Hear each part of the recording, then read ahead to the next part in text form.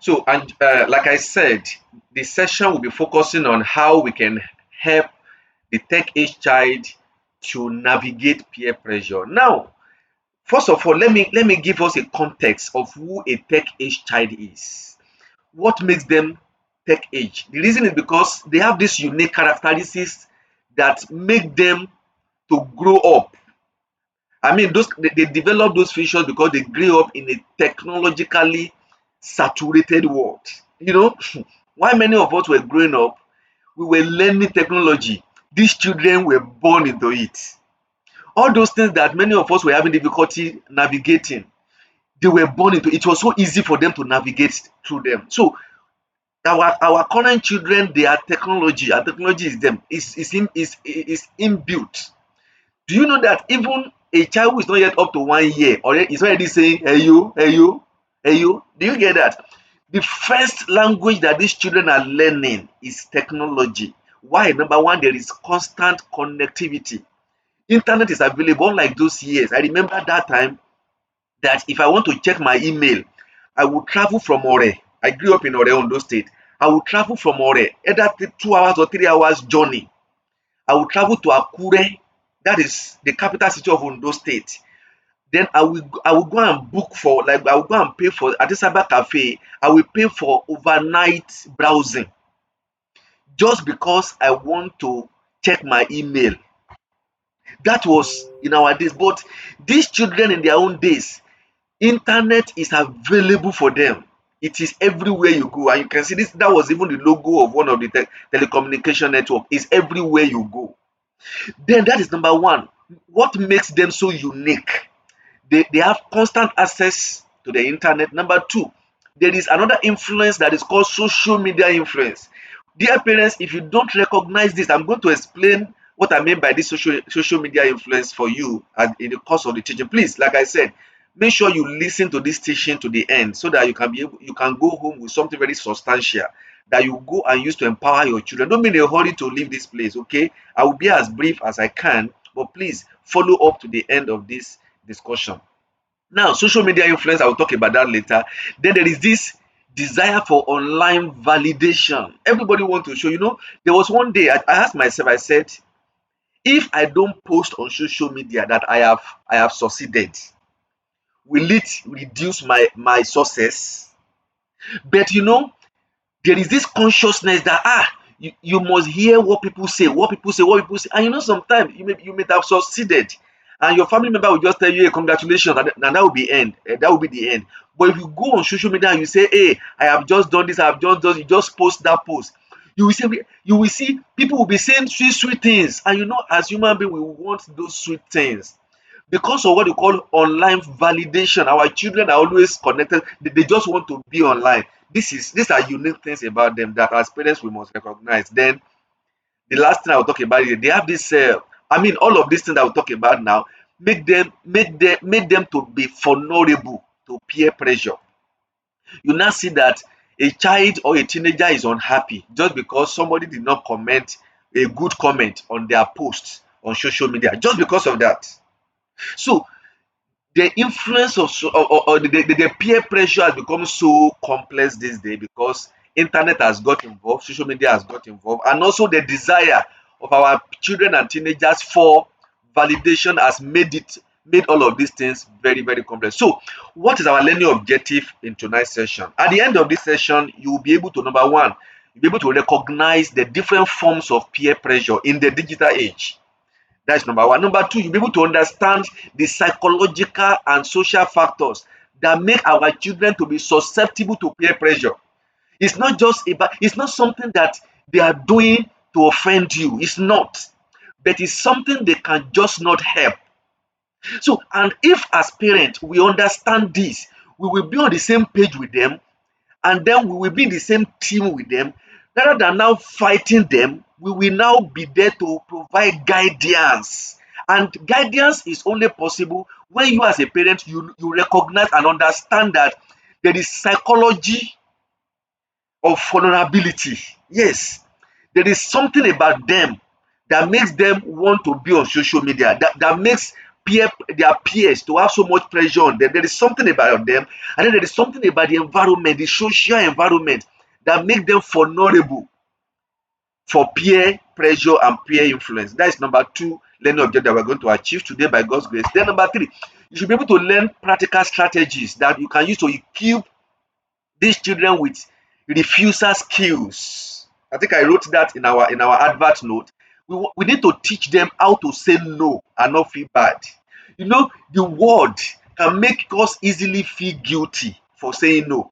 So we must be able to teach our children to know what they should be guilty about, and not what and what they should not be guilty about. So that when they say no, they are able to stand firm with the no that they have said. So that is number three things we are going to focus on. And then finally, we are going to talk about effective communication techniques for both parents and teachers that can make children to see us as supportive ally, so that when they fall into a problem, we are the one they are going to look out for as their parents. So let's move on very quickly to the first learning objective, which is recognizing the different forms of peer pressure in this digital age. Now, the first set of peer, I have two sets of peer pressure. There may be more, but I'll just make it two of them. Most of other form of peer pressure fall under these two categories. Number one is the direct and indirect peer pressure. What are the direct peer pressure? The direct peer pressure, for instance, is when the friends of your children are telling them directly to do something that is wrong. Something that, or it could be something that is right, or something that is wrong. But most of the time, they put pressure on them to do something that is wrong. Most of the time. There are sometimes also that the pressure is for something that is right. So that one is direct peer pressure. Like that time they say, see, we have brought a girl for you. We know that you are shy. We know you are shy. You cannot talk to a girl. But see, we have brought the girl for you. The girl has even said yes before you talk to her.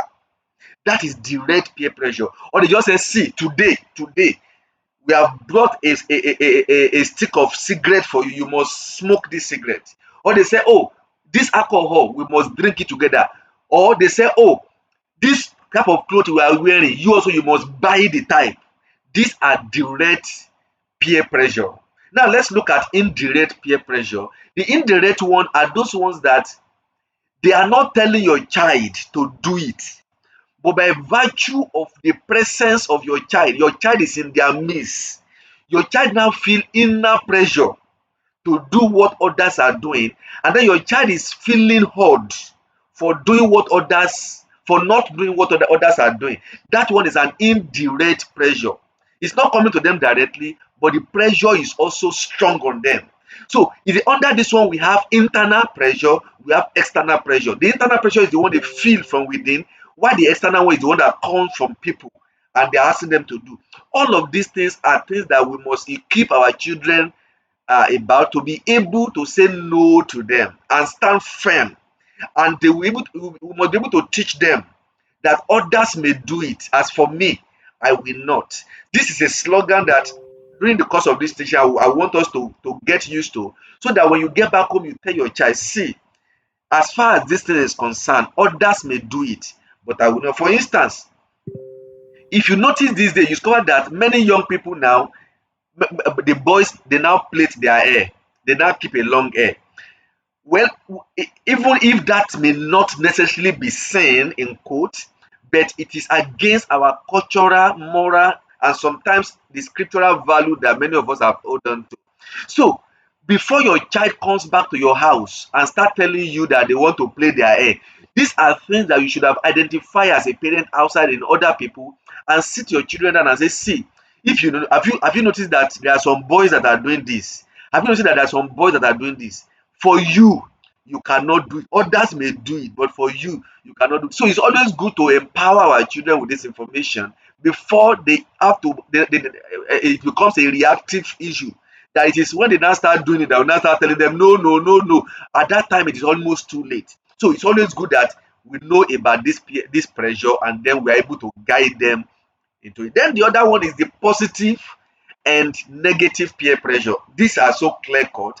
Any pressure that their peers, their friends are putting on them, asking them to do things that is against what their parents has taught them, what the Bible has taught them they learned in church, or what the culture says that is correct. Anything that is against that is negative peer pressure.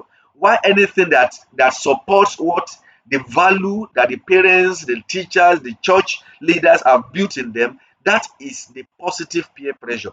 And we should teach our children that they need to embrace those positive peer pressure while they say no to those negative peer pressure. Please, I hope we are still together. If we are still together, please, can you unmute maybe one or two persons to unmute and said, and let me know if you can hear me very clearly. Very well.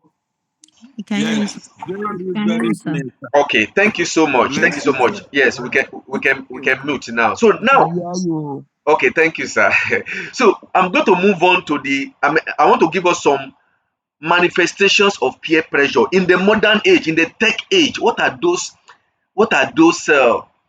manifestations of peer pressure, especially in our children and our teenagers? Now, number one is, let me give an example of where those pressure come from. Number one is social media. The pressure from social media is so real. For instance, there is something we call FOMO. I'm sure I know many of us parents may not be aware. FOMO, FOMO. If you ask these teenagers, they know about FOMO. FOMO means, the full meaning of FOMO is fear of missing out. The fear of missing out. See, your teenager, your child, whether you like it or not, they are under this fear that, oh, I'm missing out on what my friends are doing. We must sit them down and talk to them about the fear of missing out. Let them know that if what they are missing out is negative, is against the value we have built in them, that it's okay for them to miss out on it. That is number one. This is how pressure comes in. They are afraid that they are missing out. Then another one is, there's another pressure to conform to online trends. Online trends. They just come online and they see something online, and you see, I don't know whether you have seen that. You will see that somebody has just come to do something online. Every other person is now practicing. Everybody is practicing it, practicing it, practicing it.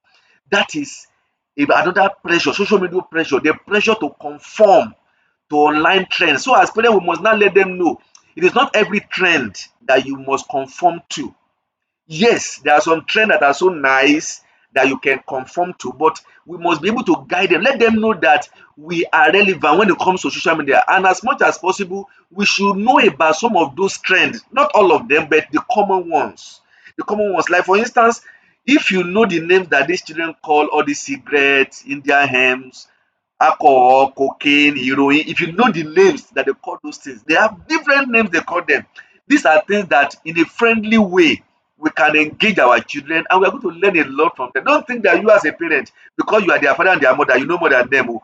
These children, these tech age child children, what they know, if you sit them down one day, you will be shocked at the volume of what they know. These AI children, that anything you tell them, they are going to AI to confirm.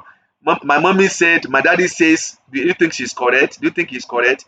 That is how they are confirming and validating the information you are teaching them. And for those of you who have younger children, I'm happy that you are here today. This discussion is I mean, for me, I prefer preventive. Like, we can prevent our children from doing things we don't want them to do if we can start engaging them on all of these things early enough. Then another pressure is cyberbullying. Cyberbullying, when they are being bullied, they feel pressure to do what their bullies are asking them to do. Like for instance, one way cyberbullying takes place is this: your teenage girl, innocent girl, just fell in love with a boy on social media, and the boy say, okay, let us do video call. And then they do video call from what is happening. Oh, let me see your breast. These are things that is happening. Then you see your daughter, your precious daughter, the one that you have been boasting to everybody about. She's opening her breast to the boy, and then the boy is doing the video. The girl did not know that the boy is recording what she's showing the boy. And then eventually, after the boy has gotten enough picture, then the boy will now start bullying her and start threatening us. If you don't do what I ask you to do, I am going to post. They will now send the girl a sample of what they have recorded.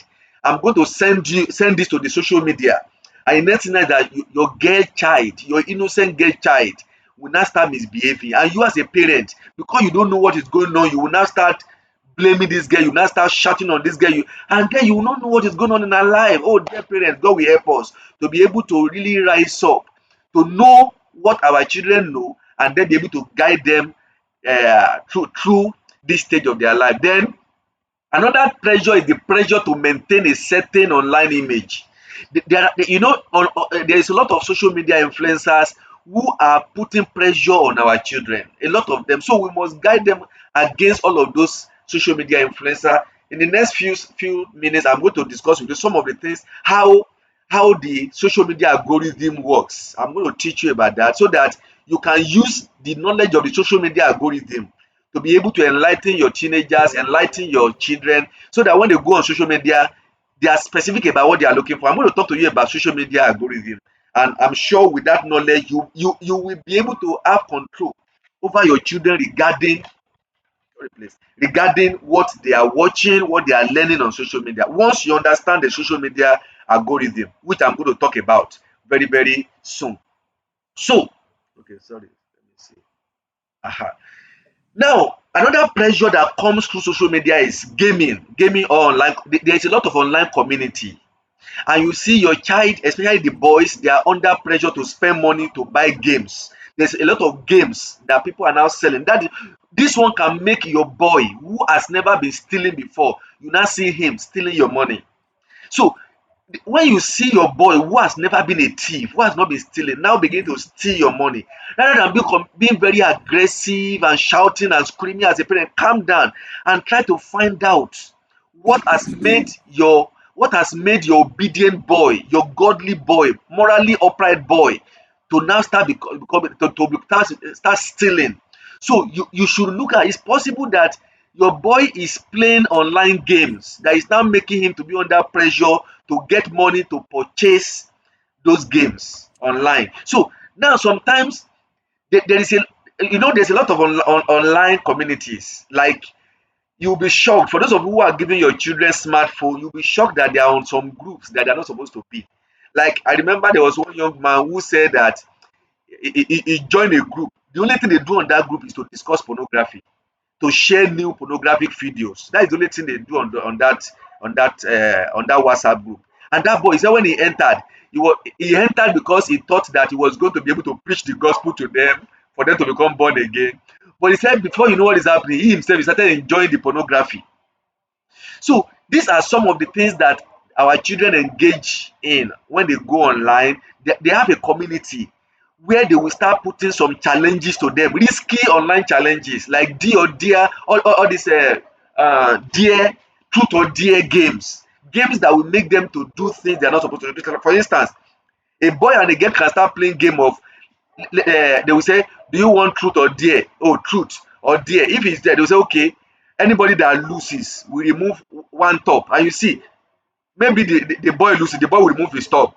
And then maybe the next one, the girl loses, the girl also will remove her top. Before you know what is happening, they will naked your girl or naked your boy just because of the game that they are playing. So these are all the pressures that happens. Then they are under pressure now to conform to those group norms. So if the friends of your children are in any of those groups or in any of those online community, and your child is saying no, you can be sure that your child will be under a lot of pressure to get involved in those things. So as parents, we must be vigilant. Once we notice that our child's behavior is becoming a little bit, is changing, they are not as free to us as they used to be, looks like they are keeping some secret, rather than suspecting them, let us post to give them support. Let's give them a safe environment and reassure them that, oh, don't worry, no matter what is going on in your life, I am here to help you.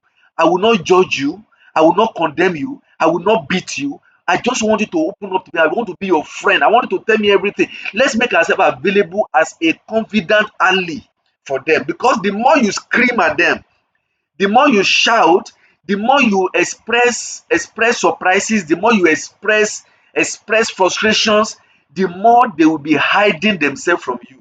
And the more they hide themselves from you, the more you will start losing your child little by little, until one day you just see that you have lost you have lost touch totally with your child.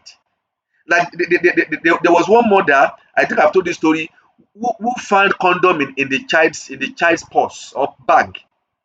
And when the mother was trying to reconcile, the mother said, I want us to become friends and everything. You know what the girl said? The girl said, Mommy, we have never been friends. I'm okay the way we are. Just imagine that. That is a child telling the mother, we have never been friends. And I think we are okay the way we are. Let us maintain it that way. So let us not get to that point where our children now see us as that the only right we have over them is that we are their mother. It is nothing about us that makes them to want to listen to us without us shouting, without us beating them. We must come to that point that we have become a pal, a friend that they can always tell anything. Now, let's move on to another pressure.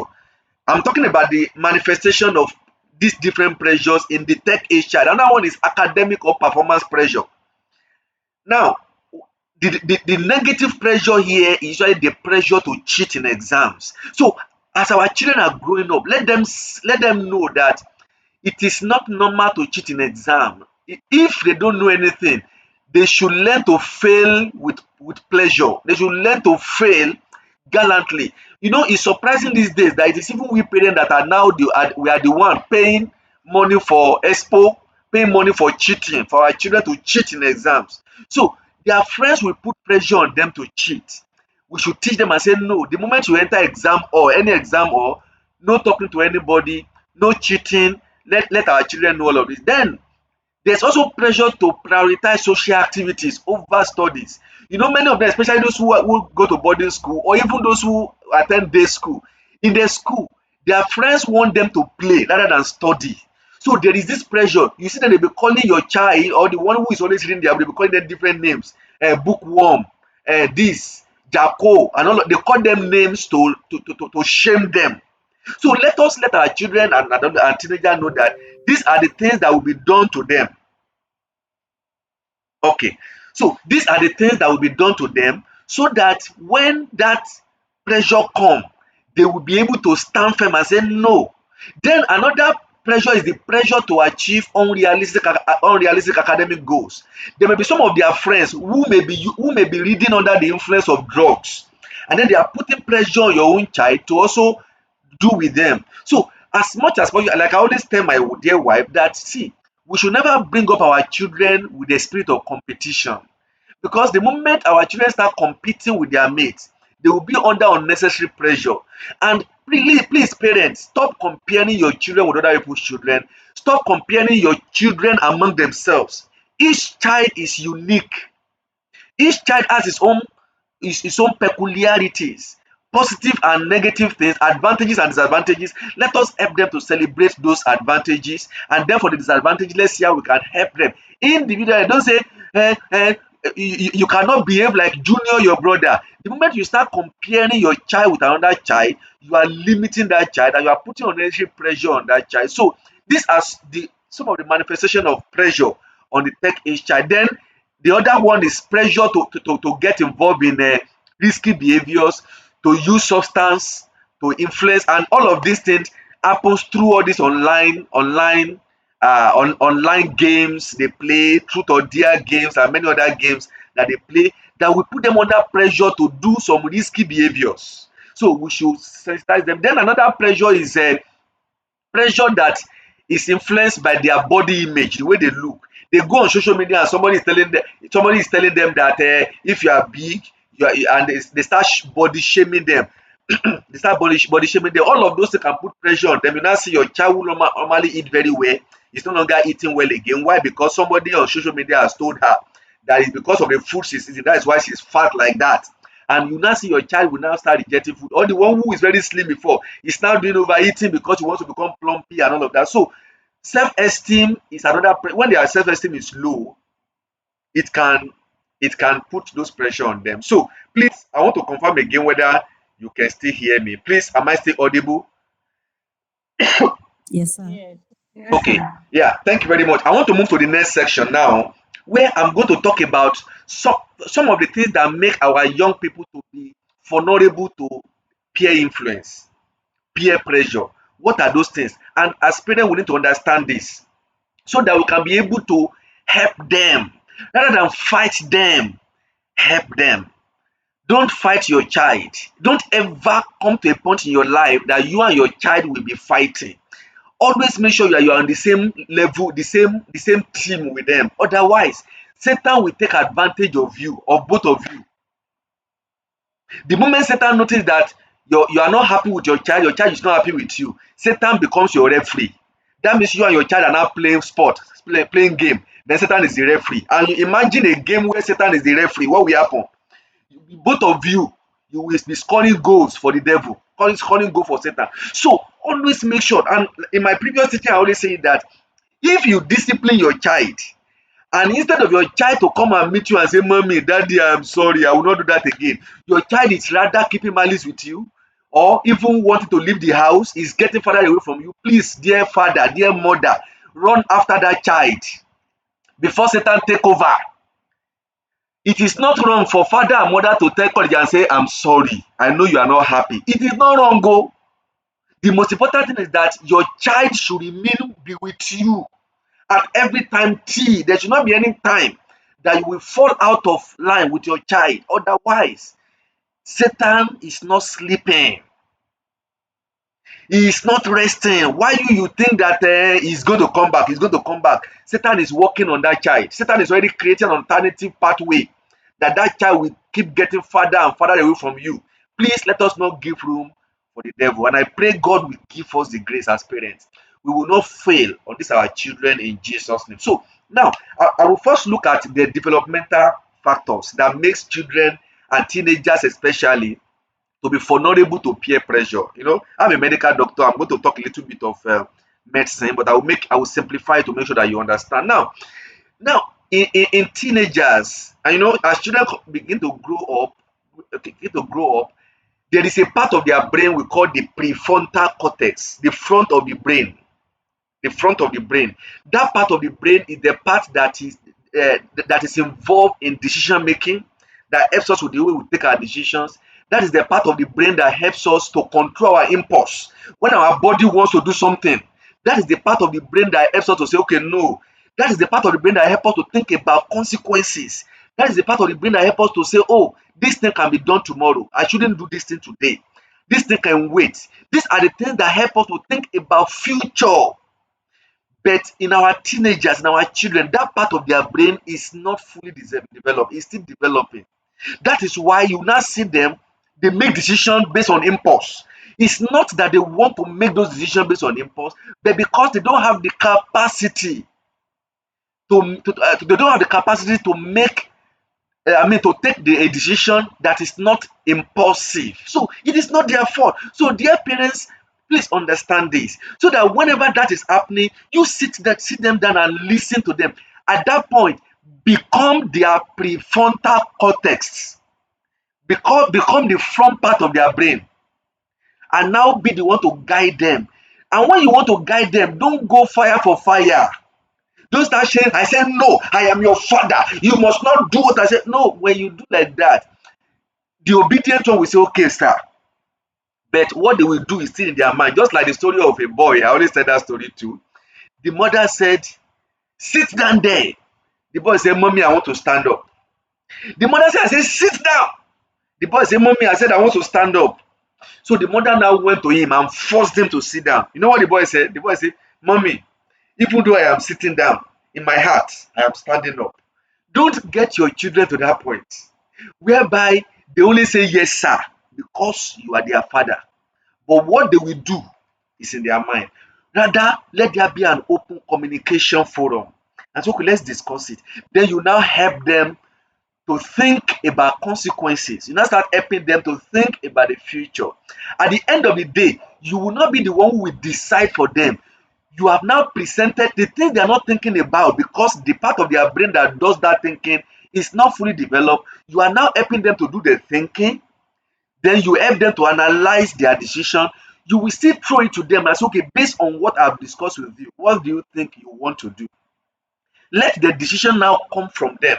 If the decision that is coming from them is not satisfactory to you, then you start the lecture over again, but in a very friendly atmosphere, not judgmental atmosphere.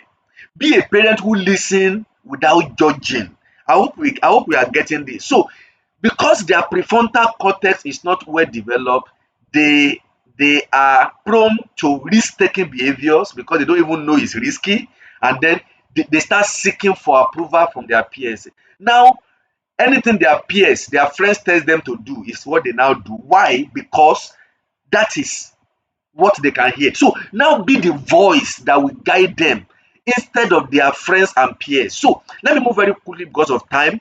Then developmentally, during that stage of their life, when they are still a child or teenager, that is the time that they are having their identity is being formed.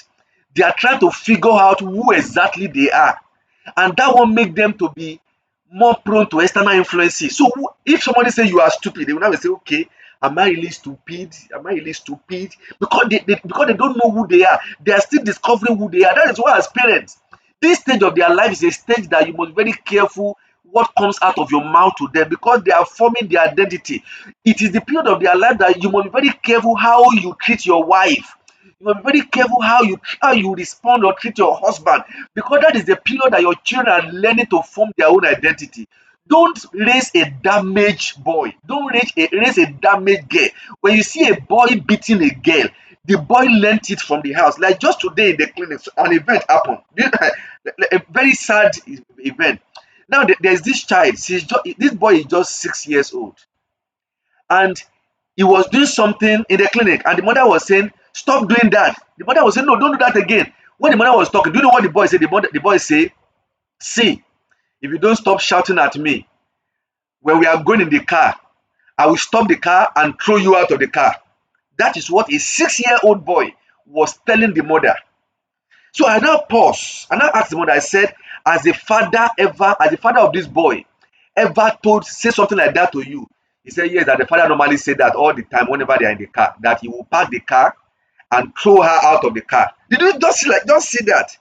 And now they are damaging that boy because they are now the one helping that boy to form his identity. So, dear parents who is listening to me tonight, what identity are you forming in your children? The way you talk to your husband, the way you talk to your wife, the way you talk to people around. Maybe God has blessed you. How do you treat your house help?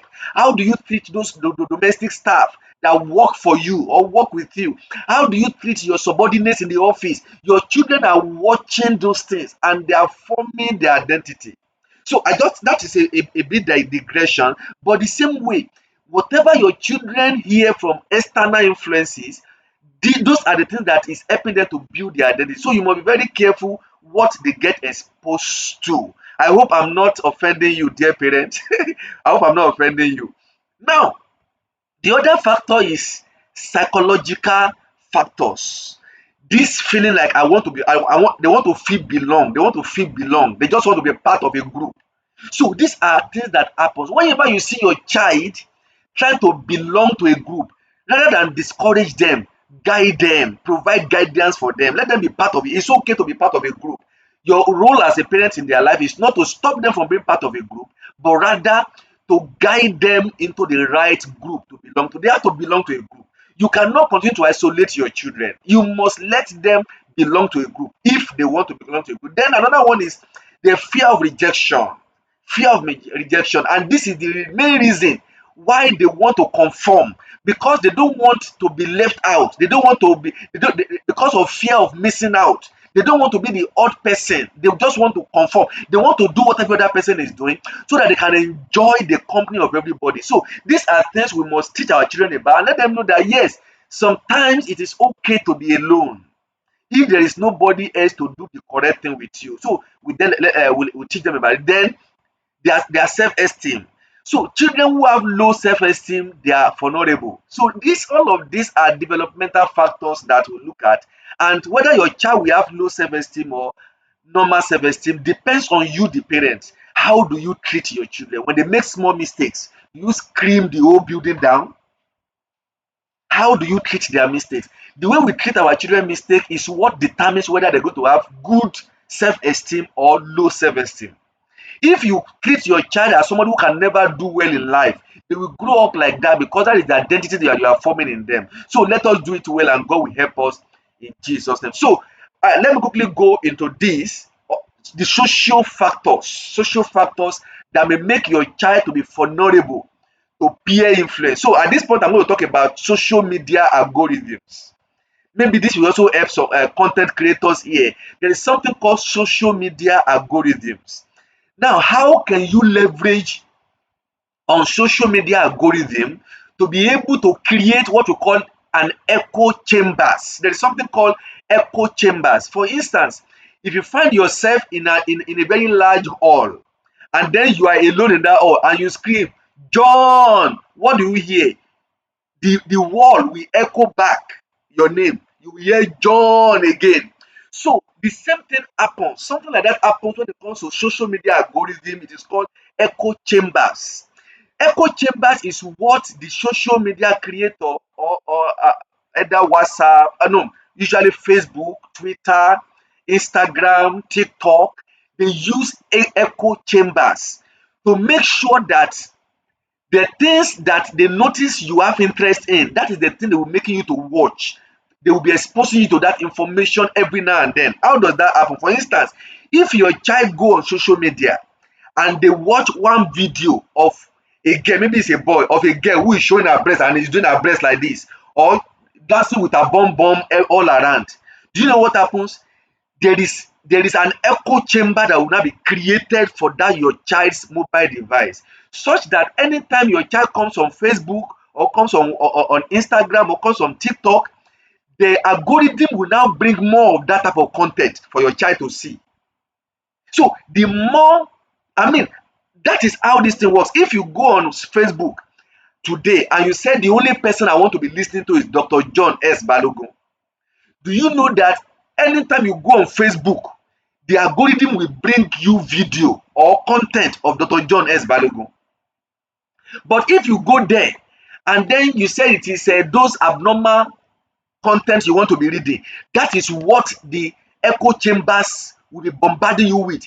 And they will be feeding you with that thing that interests you. They will knock you off all the other benefits of social media. That is why in developed countries, like if you go to China now, if you get to China, for instance, you will never see a Chinese on social media dancing with their breast open. You will never see that. You will never see them shaking their bum bum. You never see them wearing abnormal clothes. What you will see in China is that you will see them with technology, how they are using technology to develop things. And you see, when you go there yourself, that is what their algorithm will bring into you, because the algorithm have recognized that, oh, these people, what they like to watch is technology based content. So they will bring in technology based content for them. So you as a parent, how do you now make your child to enjoy positive echo chambers using social media algorithm? Before you give them the smartphone, you go on Facebook or TikTok or and look for contents that are good. Use that phone for like 1 week, 2 weeks, even 1 month, watching positive content, children friendly content. Be watching that over and over again. Automatically the social media algorithm will recognize that, okay, the person who is using this device is interested in this particular thing, and they will now be bringing that to you over and over again. So when you eventually give that thing to your child, you have conditioned your child's social media environment. You have locked up your child in a positive echo chamber. So this is how, as parents, we can leverage on the social media algorithm to keep our children safe from cyberbullying, from bad exposures on social media. I don't know whether this information is helping. Please let me know if you are still with me. If you are with me, please let me know whether what I'm saying makes sense at all. Does it make sense? What I've just explained? Do you understand? Yes, it's making sense. Yes, sir. You are really It's telling us making sense. Okay. revealing the truth of social media.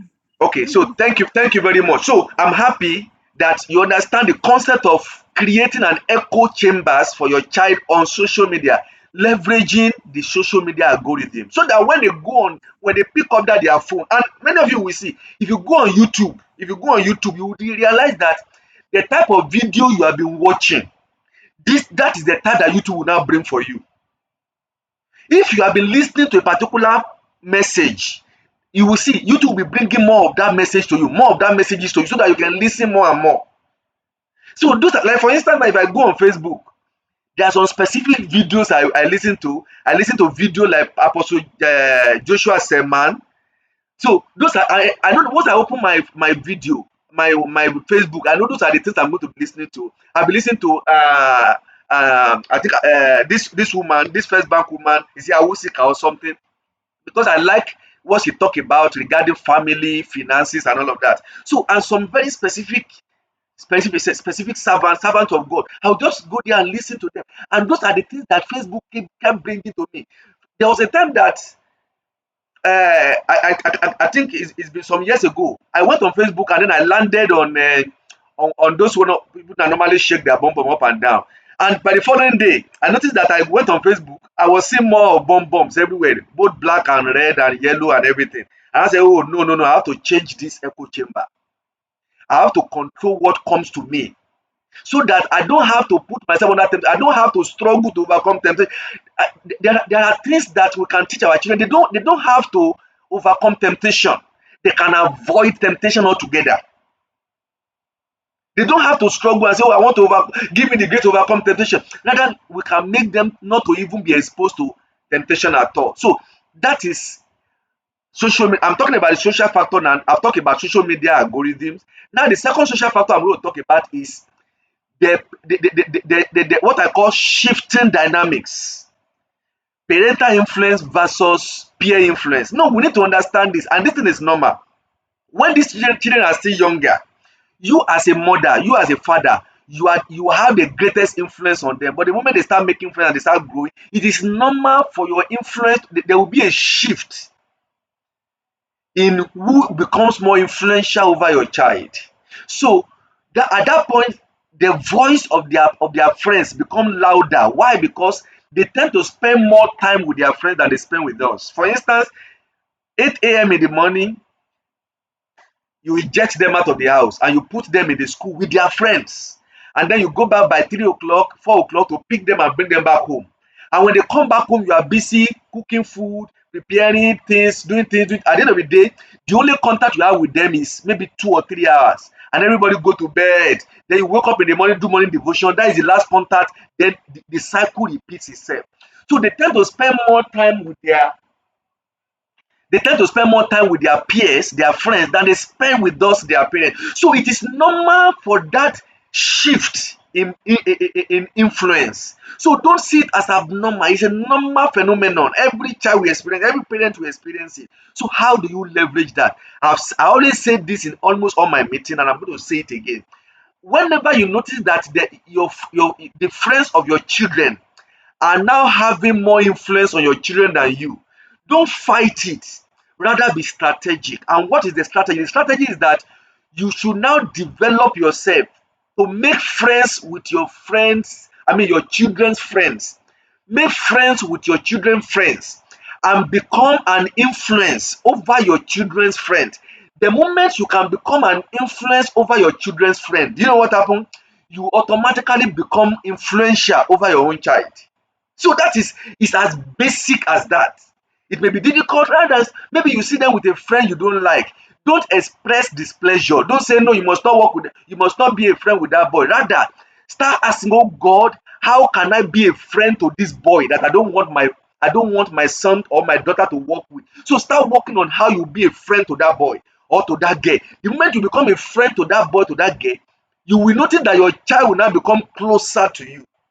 So, dear parents, make efforts to be an influence over your children's influence so that you can have influence over your own child. I used to say this over and over again. I hope that we get it. So, let me move to the last aspect of this session so that we can have opportunity to ask questions and then we are going to close. How can we help them to develop refusal skills and be able to and be assertive? See, dear father and dear mother, you must labor to raise an assertive child, a child that can stand on his or her own. We must teach our children to be able to talk. See, quietness is not golden. Let us teach them to be able to voice out, to talk. Because the moment people around notice that your child is not quiet, automatically they start seeing your child as a pressure. So I always say this: Build up your child to the point that your teenager is a pressure on him or herself, so that anybody that wants to that wants to get closer, that did not want to get closer to your child, they will be feeling bad themselves. Build your child to become a pressure, so that they won't have to bow to any pressure. Rather, people will bow to their pressure with the assumption that you are going to build up your child with positive attitude that will make people to want to be friends with them. So, number one, teach them what I call direct refusal skill. Direct. To be able to say no. But when they are saying no, don't just tell them to say no. Set them to say no with appreciation. And how to say, teach them to say no, thank you. No is not enough. Sometimes no can be seen as sorry please. I hope my network is not disconnecting. Okay. Okay, please. I hope you can still hear me. There was a call that was disrupting my. I can't hear you anymore. Okay, No problem. can you hear me now? Please, can you hear me now? Patient, there was a network glitch. Where's the patient? Okay. All right, please, can you hear me now? Sorry, there was a little disruption to the internet. Yes, we can hear you now, sir. Okay, thank you very much. So what I was talking about before the disruption was that. Okay, thank you. I was saying that we should build what I call direct refusal skill. Like we teach them to say no with thanks, not just ordinary no. When their friends ask them to do something, they should say no, but they should add thank you. No, thank you. So that is very, very important. That's a direct refusal skill. Then the second one we should teach them is they should learn to say whenever somebody asks them to do something that their parents will not be approved of, they should rather say, I am not comfortable with that. They should learn to say that I am not comfortable with that. See, brethren, we our children will not know these things if we don't teach them. It will not get to them by diffusion or by osmosis. We must teach them. Let's say that whenever their friends are asking them, do this, and they don't, and it's something that their parents have said don't do, they just say, oh, I'm sorry, I am not comfortable with that. That is direct refusal skill. Then another skill we should teach them how to make excuses or diversion skill. What I call excuses or diversion skill. Like for instance, if they are putting pressure on them, when they are putting pressure on them to do something that is wrong, they should rather, and maybe they don't want to say no, thank you, or they don't want to say I'm not comfortable with that. They can say, oh, I have other plans. I have other things I would like to do. I will not be able to do this. Let's teach them. That is like giving an excuse.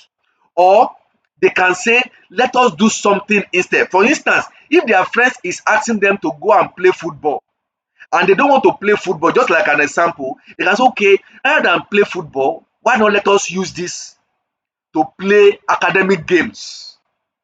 We are going to do maybe exchange of words. If I mention a word, you give the definition. They can, rather than can go and do physical exercise, they can now do mental exercise. That is a diversion skill. Let us do something instead of doing this. So these are skills that we can teach our children. Then there's another skill that is called broken record skill. Broken record means that you are just saying something over and over again, like redundancy. So they should keep saying it. If their friends say, let's do it. If their friends put pressure on them 100 times, they should say it 100 or 101 times that they are not going to do it. They should keep refusing. Let's teach them that they should keep refusing until their friends stop putting pressure on them. That was what happened to Joseph. Joseph found himself in a situation whereby he could not escape the temptation. But what did he do? Joseph kept refusing it. He kept refusing. He kept refusing until one day he had to run away. So let us teach them those refusing skills. Then another skill we should teach our children is how to walk away. How to walk away. The Bible says there is no temptation that is happening to you that has never happened to anybody. But God will always create a way for you to escape. Let's teach our children that when the pressure is becoming too much and they're having difficulty saying no, let's teach them to walk away. They should just walk away. regardless of who is offended or who is not offended. They should just walk away or run away, and let us tell them that we will always be available for them and we'll be proud of them if they can walk away from negative peer pressure. So these are some of the skills that we can help them with. Then we should build a network. Build a supportive network around them. Let them know that they are not alone. And one way we can do that is to help our children to identify true friends. Help them to identify true friends. Once you're able to see, oh, that boy, he's a very good boy. So, and like I said, another way is to be a friend to your children's friends, so that you can know what is happening in their group, so that you can be a member of their group, and then because you are a member of their group, you will be able to you will be privy to what is happening there. Then encourage them to seek adult support whenever the pressure is becoming too much for them. They should learn to say, oh, please, yes, I know you want me to do this, but please, I will get back to you. They don't have to tell their friends that they want to discuss with their father or with their mother, but let them know that they should delay giving response. Okay, regarding this, I will get back to you. Then you tell your child, whenever the pressure comes, that I come and discuss with you, let us talk it over. Then you are going to take your decision. Then, like I said, let's promote positive peer groups for them. So that because children have is part of their development, it's part of the things they are good that is developing in them, that feeling of wanting to belong to a group. So we can help them to promote positive peer groups, like encouraging them to participate in groups, like for instance in clubs, Bible clubs, quiz club, academic club, Bencassing club. They can just like I remember there are sometimes in some schools that they have those clubs that help to develop them. So and some sports, you can help them to participate in sports, and you can teach them volunteering work. Teach them to volunteer. And sometimes you can even volunteer yourself while you drag them along to join you in that volunteering job, so that they will be involved in something that is positive. And when we do that, we discover that we are building them with skills that will make them to thrive in our absence. The joy of you as a parent, me as a parent, is that even when I am not there, my child is safe. My child is taking decisions that I will be proud of. That is the joy of every parent. So let us build them towards that. And as we do that, God will help us in the name of Jesus. So now, how can we build effective support strategies among them? One is that we must learn to have open and honest communication with them. And the way we can do this one is through active listening. We listen to them actively, hearing what they are saying without judgment. I've said this multiple times today. Listen to them without judgment, judging them, without being the one who is doing all the talking. All the talking. You are not doing like me today now. Like almost close to an hour, I've been the only one talking. I will soon stop talking. You are not like me who is doing all the talking.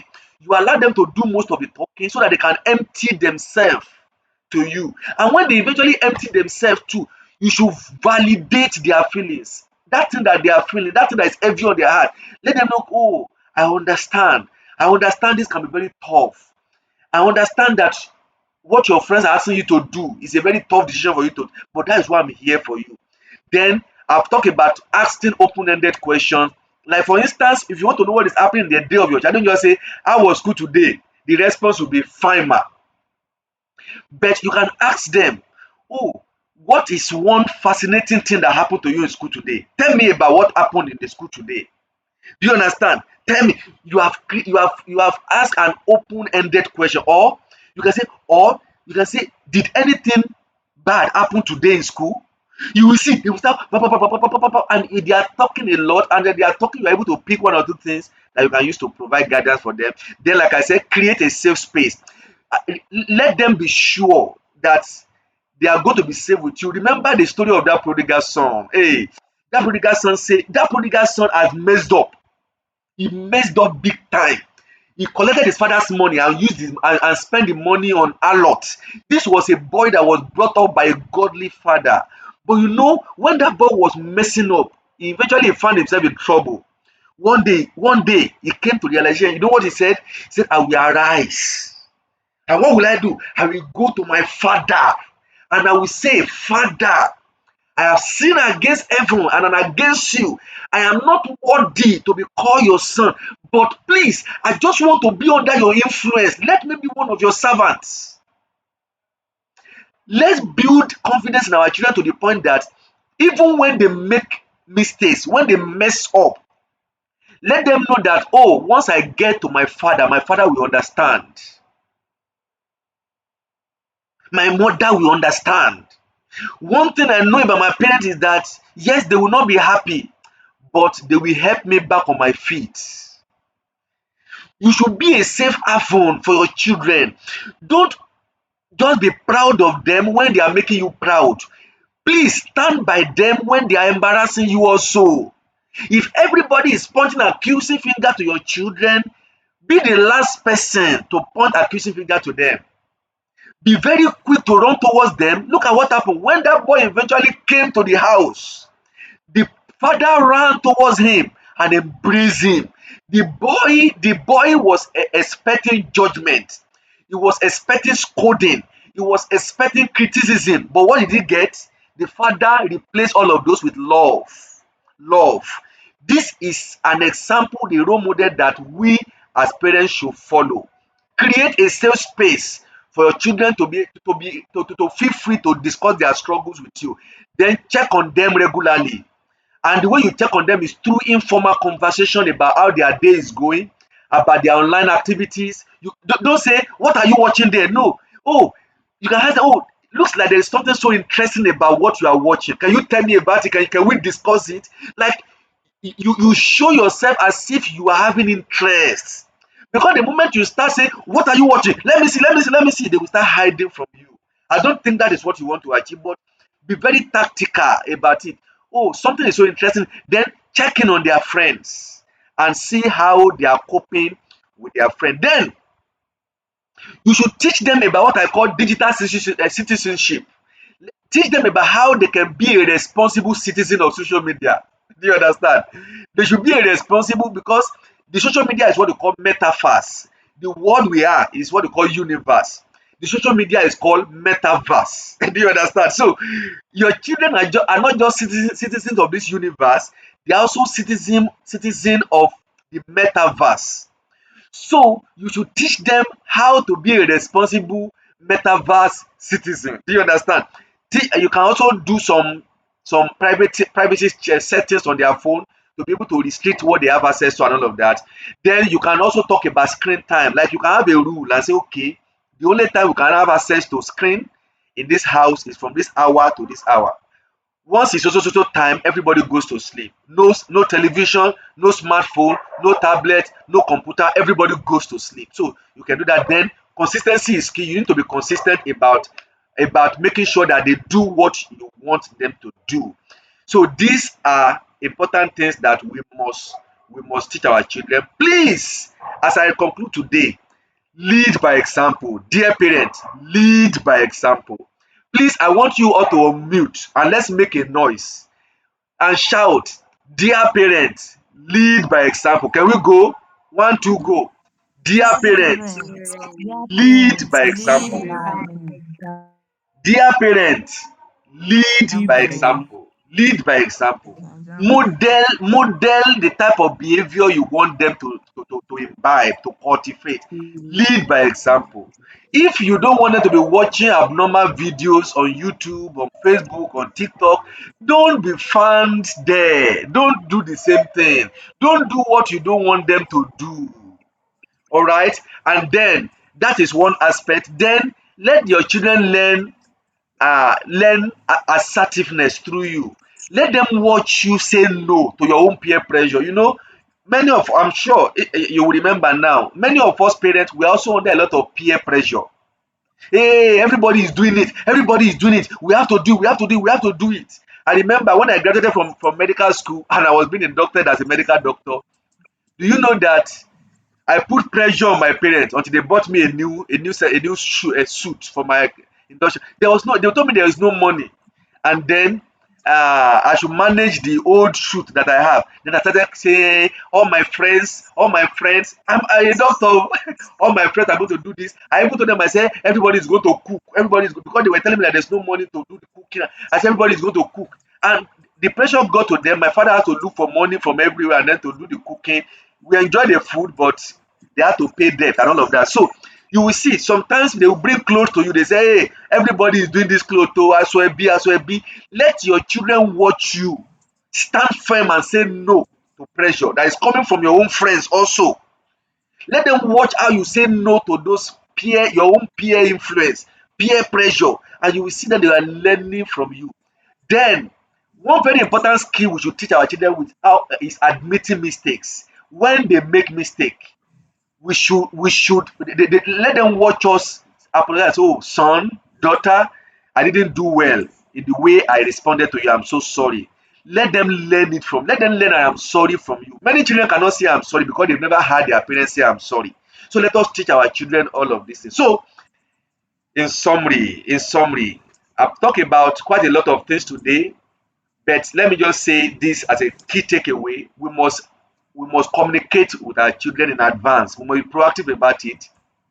We must build refusal skills in them and help them to grow up with positive self-image. We must help them to deal with peer pressure. And this dealing with peer pressure is an ongoing process that requires patience, consistency. As things happen, we continue to adjust until our children become what we want them to become. So I'm just going through our learning objectives to be sure that we have achieved. So tonight I have taught us about how to recognize the different forms of peer pressure in the digital age child. I've taught about how to understand the psychology and some social factors that make our children to be vulnerable to peer pressure. I will talk about some practical strategies that we can use to equip our children with refusal skills. Then I'll talk about how we can use effective communication techniques to support our children. So at this point, I'm going to pause, then to allow feedback from you, contributions, questions, and your take home. Any of us can do any of that at any time. So once again, thank you so much for joining me in this session. Let us pray. Our dear Lord and Father, we thank you for what you have taught us tonight. Lord, we pray that you will give increase to this. We will not forget it. And through this knowledge that we have acquired, we will impact our children positively in the name of Jesus.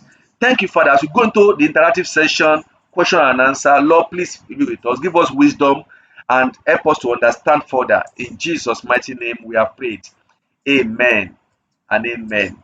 Thank you very much for joining me. So the floor is now open for questions, comments, and then contributions.